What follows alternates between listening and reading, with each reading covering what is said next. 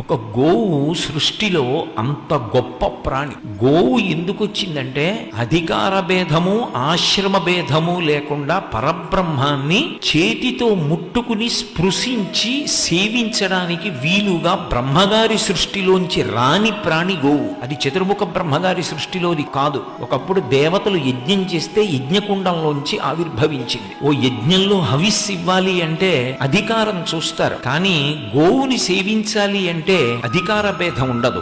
ఎవరైనా గోవుని సేవించవచ్చు. మీరు గోవుకి తీసుకెళ్లి ఒక అరటిపండు పెడితే ఆ అరటిపండు గోవు తిన్నప్పుడు సాక్షాత్ కామాక్షి పరదేవత ఆ అరటిపండు తిన్నట్టే. అన్నిటికీ ప్రత్యామ్నాయంగా వచ్చింది గోపూజ.